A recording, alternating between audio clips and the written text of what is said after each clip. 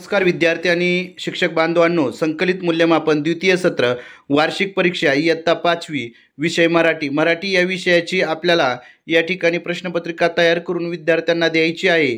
अतिशय सुंदर अशी प्रश्नपत्रिका या ठिकाणी तयार केलेली आहे। जर तुमच्या विद्यार्थ्यांना द्यायची असेल तर नक्कीच ही पत्रिका या व्हिडिओच्या डिस्क्रिप्शन मधील लिंक दिलेली आहे, त्या लिंकला क्लिक करून तुम्ही डाउनलोड करू शकता आणि विद्यार्थ्यांना देऊ शकता। चला तर मग लगेचच आपण ही प्रश्नपत्रिकेचं उत्तराचं स्पष्टीकरण पाहूया।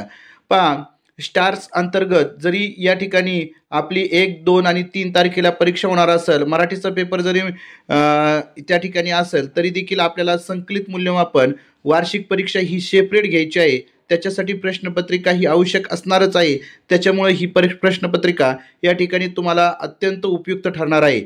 चला तर मग लगेचच आपण पाहूया। पहा, या ठिकाणी प्रश्न पहिला आहे, शब्द ऐकून लिहा। या ठिकाणी 6 शब्द लिहिलेले आहेत, ते ऐकून विद्यार्थ्यांनी व्यवस्थित लिहायचे आहेत। पहा, या ठिकाणी परीक्षा, विद्यार्थी काय करतात तर हिची पहिली वेलांटी देतात, त्याच्यामुळं या ठिकाणी विद्यार्थ्यांचं हे श्रुतलेखन या ठिकाणी होणार आहे।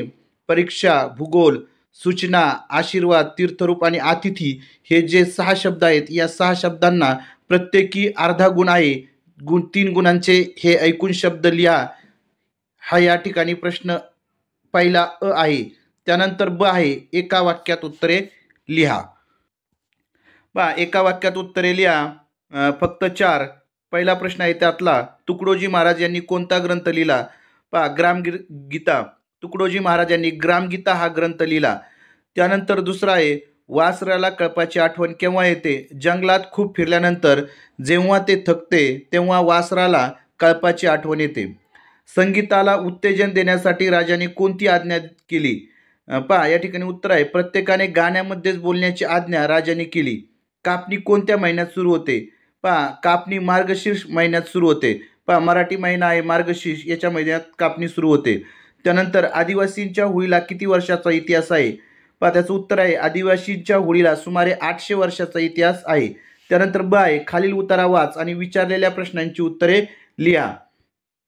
पहा, आता या ठिकाणी हा उतारा वाचायचा आहे आणि हा उतारा वाचून आपल्याला त्यावर आधारित प्रश्नांची उत्तरं लिहायची आहेत। पहा, पहिला प्रश्न आहे, यश मिळवण्यासाठी प्रत्येकाच्या अंगी कोणते गुण आवश्यक आहेत? पहा, त्याचं उत्तर आहे, जिद्द, चिकाटी आणि आत्मविश्वास। माघार घेणे म्हणजे काय? पहा, माघार घेणे म्हणजे प्रयत्न अर्धवट सोडून देणे म्हणजे माघार घेणे होय। त्यानंतर प्रश्न दुसरा आहे, खालील कवितेच्या ओळी पूर्ण करा।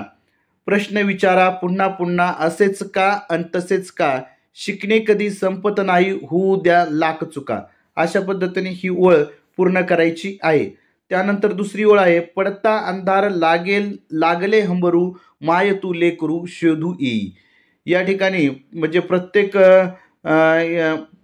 कवितेच्या ओळी पूर्ण करायला पहिल्या कवितेसाठी 2 गुण आणि दुसऱ्या कवितेच्या ओळी पूर्ण करण्यासाठी 2 गुण, असे एकूण 4 गुण देण्यात आलेले आहेत। त्यानंतर काय, खालील प्रश्नाचे 2-3 वाक्यात उत्तरे लिहा, फक्त 2 गुण आहेत 4। त्यानंतर शाहू महाराजांनी व्यापाऱ्यांना कोणती विनंती केली? पहा, शाहू महाराजांनी व्यापाऱ्यांना कोणती विनंती केली तर, बंधूंनो, दुष्काळानं हाहाकार चालू आहे, तुम्ही धान्याची विक्री खरेदी किमतीला करा, तुमचा तोटा दरबारातून भरून देईल, अशा पद्धतीची विनंती व्यापाऱ्यांना शाहू महाराजांनी केली। कामठ्यांपासून काय काय बनवता येते? पहा, त्याचं उत्तर आहे, सूप, करंड्या, चाळण्या, परड्या, खुर्ची, टेबल इत्यादी वस्तू कामठ्यापासून बनवता येतात। त्यानंतर थोर व्यक्ती आपल्याला कशा प्रकारे शिकवण घालून देतात? पहा, त्याचं उत्तर आहे, थोर व्यक्ती आपल्याला त्यांच्या आचार विचारातून शिकवण घालून देत असतात। पहा, त्यानंतर प्रश्न तिसरा आहे, कोण कोणाला म्हणाले ते लिहा। चांगली शिकली तर कुठेतरी नोकरी करेल। पहा, म्हणजे अशोक किंवा दादा बाबांना म्हणाले, चांगली शिकली तर कुठेतरी नोकरी करेल। महाराज, आपण ही आज्ञा परत घेतली तर उपकार होतील, प्रधानजी महाराजांना म्हणाले। त्यानंतर खालील वाक्य वाच व काळ सांग।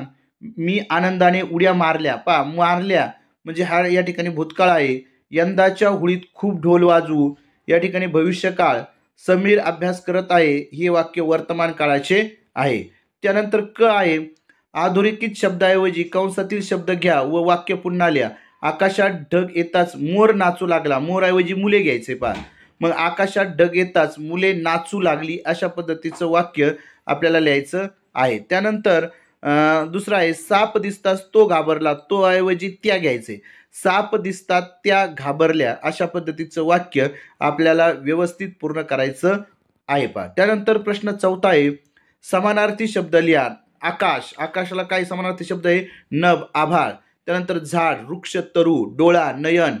विरुद्धार्थी शब्द लिह, फक्त 2. पौर्णिमा, अमावस्या. दुष्काळ, सुकाळ. जन्म, मृत्यू. त्यानंतर समूहदर्शक शब्द लिहा. फुलांचा, फुलांचा काय असतो? गुच्छ. चाव्यांचा जुडगा. सैनिकांची पलटण किंवा तुकडी. त्यानंतर वाक्प्रचाराचा वाक्यात उपयोग करा. पहा या ठिकाणी अर्थ नाही तर आपल्याला काय करायचं आहे? वाक्यात उपयोग करायचा आहे. तहानभूक विसरणे. त्या वाक्यात उपयोग आहे पहा, पेपर सोडताना माझी तहानभूक विसरते. त्यानंतर दुसरा आहे पटाईत असणे. राम क्रिकेट या खेळात पटाईत आहे. अशा पद्धतीचा वाक्यात उपयोग करायचा आहे. पहा प्रत्येक वाक्प्रचार हा 1-1 मार्कासाठी आहे. त्यानंतर ई आहे, खालील म्हणी पूर्ण कर. थेंबे थेंबे तळे साचे आणि लहान तोंडी मोठा घास. त्यानंतर ई आहे, प्राणी व त्यांची पिले. घोड्याचे शिंगरू, वाघाचा बच्चा किंवा बछडा, मेंढीचे कोकरू. अशा पद्धतीने या ठिकाणी ही लेखी प्रश्नपत्रिका 40 गुणांची होती. त्यानंतर तोंडी देखील आपल्याला 10 गुणांची घ्यायची आहे. पहा तोंडी प्रश्न या ठिकाणी मी काढलेले आहेत.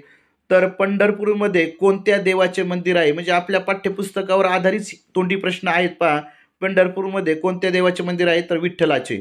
तुमच्या वर्गातील कचऱ्यामध्ये कोणकोणत्या वस्तू असतात? पहा कचऱ्यामध्ये कोणकोणत्या वस्तू असतात ते विद्यार्थी सांगतील. त्यांच्या उत्तराचा स्वीकार करायचा आहे, त्यांना गुण द्यायचे आहेत. त्यानंतर संत गाडगे महाराज यांचे पूर्ण नाव काय? तोंडात बोट घालणे या वाक्प्रचाराचा अर्थ सांगा. जोड शब्द सांगा. पहा रानोमाळ यासारखे जोड शब्द या ठिकाणी विद्यार्थ्यांना विचारायचे आहेत. त्यानंतर कारागृह या शब्दाला समानार्थी शब्द सांग. कोणत्याही 2 म्हणी सांग. त्यानंतर शाळा 5 वाजता सुटते या वाक्यातील क्रियापद सांग. त्यानंतर कोणत्याही 2 संतांची नावे सांग. त्याचबरोबर 10वा प्रश्न, तुम्ही विद्यार्थ्यांना तुमचा आवडता खेळाडू कोणता हे देखील विचारू शकता किंवा तुमचा आवडता पदार्थ कोणता हे देखील तुम्ही विचारू शकता. अशा पद्धतीने हे 10 प्रश्न तोंडी प्रश्न विद्यार्थ्यांना विचारायचे आहेत आणि तोंडीचे देखील या ठिकाणी गुण द्यायचे आहेत. मी डिस्क्रिप्शनमध्ये जी लिंक दिलेली आहे त्या लिंकमध्ये तोंडी प्रश्न देखील व्यवस्थित टाईप करून दिलेले आहेत.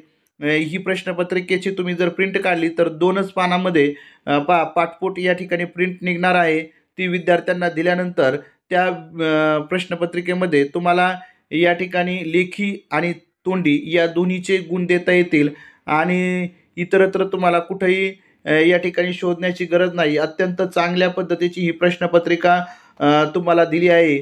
जर तुम्हाला या ठिकाणी हा व्हिडिओ आवडला तर माझा चॅनल VPN एज्युकेशनल गुरु या चॅनलला तुम्ही सबस्क्राईब करा आणि अशाच पद्धतीचे शैक्षणिक व्हिडिओ उपयुक्त व्हिडिओ पहा. धन्यवाद.